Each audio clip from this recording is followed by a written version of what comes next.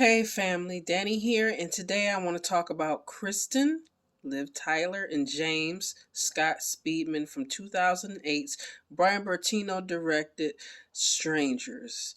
Now, I know you guys might be thinking by now, when are we going to get to some happy couples? And I promise that, we kind of almost got there with American Werewolf in London, that we will, I promise. But alas, this one is not quite a happy tale. Brian Bertino was inspired by some robberies that occurred in his neighborhood as a child to write this film, and it's a very creepy, spooky premise about just getting a knock on the door, a random knock on the door, and having someone ask you, is someone home, and you answering and saying yes, no. Well, in this case, it would be no, and then having this home invasion attack just happen and your whole life be turned upside down or maybe ended. So it's a very creepy idea because there's no like revenge factor here. No one got humiliated as a child. Someone's lover didn't get stolen from them. A job opportunity or an idea didn't get taken. So there's none of the usual stuff that we see baked in this cake. It's just like you're there. At one point it's even asked like, why us? And it's like, you answered the door, you were home, you were there. So, and that makes it much more creepier. I think it makes, I'm a huge Stephen King fan. And I know for me, like a lot of times his scariest characters are the humans, not the supernatural ones. Like we can understand a vampire's motivation or a demon's motivation or, things like that. But then when you have these, you're looking at a human being, a mother or a father or anybody in any kind of role or capacity, and you're thinking, how could a person be this, you know, deranged and this mean and horrible, and yet we see it every day in real life. So it's just a very creepy premise. So this couple, James and Kristen, they are coming from a wedding. A friend of theirs has gotten married, and they're happy and things of that nature. And James got this really great idea because he's in love to propose. And so he arranged this, they're going up to the secluded cabin. He's got everything, flowers and, music ready. And the bathroom is all decorated and beautiful. And there's candles. And he's planned this thing to a T. And he's talked to his friend, his boy, and, probably his best man, potential best man in his mind. And, he's just all excited and happy. And then it doesn't quite turn out the way he thought it was. His proposal is rejected. And apparently, young Kristen is not quite ready.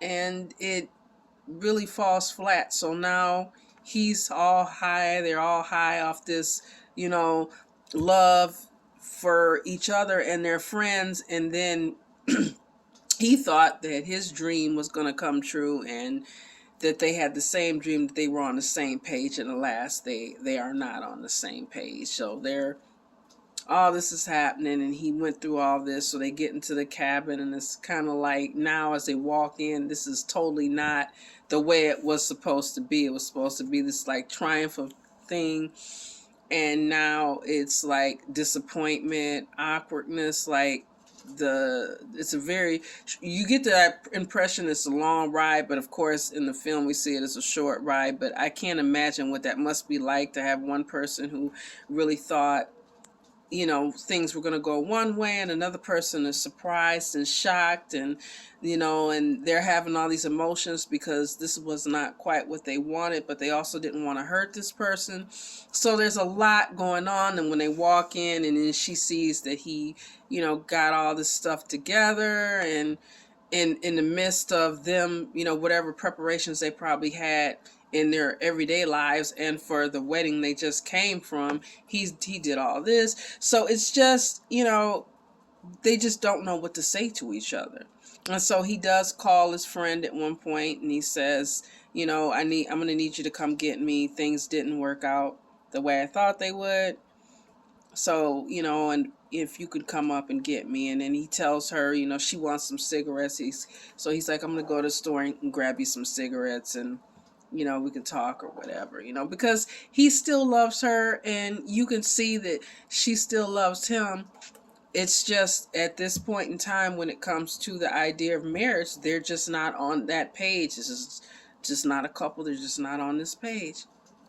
So while he's gone, she kind of gets accosted again by this young lady who had knocked on the door previously and asked, was Tamara there? And they told her no. And he was a little concerned, because he was like, people get lost out here. Should I go after them? But this girl, I hate to break it to you guys, but she is not looking for Tamara. She is looking for trouble with her two other friends, and they terrorized this couple, going in and out of the house, knocking on the windows. They destroy their vehicle when the friend comes, who is played by, I think it's Glenn Hoverton from It's Always Sunny in Philadelphia, Dennis. Things don't fare well for Dennis in this scenario. So they're fighting. They're in this fight for their lives, because clearly they quickly see that they're not going to be able to get out of it, but they're trying to fight their way through. And all the way to the end, this is a couple that it's unfortunate. You get the impression that they hopefully, well, at least you hope that they would have gotten through this little blip in their relationship, and maybe one day that their pages would intersect, or they would come to some kind of, I don't know, compromise, because we didn't get a chance to see, because things do not work out well for Kristen and James in this situation. But it is like this is a very, this movie reminded me of a lot of things. It's like, Wait Until Dark, if you've seen that, with Audrey Hepburn. Mute was another one. It just had a lot of elements of that attack, and not knowing where the attack is coming from, and you seeing them and them not seeing them. And oh my gosh, the friend is coming. Is he going to make it? Is he going to, and even though it's probably not. This one was really, really good. They did make a sequel, and there's another sequel coming. I think it's going to be like a trilogy. The sequel is okay, but I wasn't as emotionally invested. Liv Tyler, Scott Speedman, again, they really, this was, they had a good chemistry together, and just with like little looks, and even him helping her with her zipper when she's trying to, get out of her clothes and change into something more comfortable, because obviously she just kind of wants to get this night behind her, this, that was going okay, and then kind of, I guess, took a turn for the worse, depending on whose viewpoint you're looking at.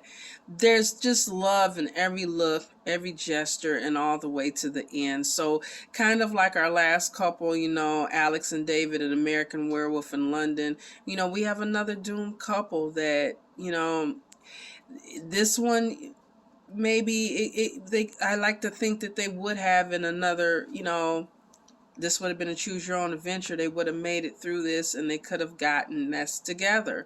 I just really felt really bad for them, and just having that and that awkward situation, and then just being thrown off, attacked, like already their equilibrium, their minds were off. So this would have been even more terrifying, especially for her when she was completely by herself at one point while he was gone. So this is another good one I really recommend. It's on Netflix if you have that.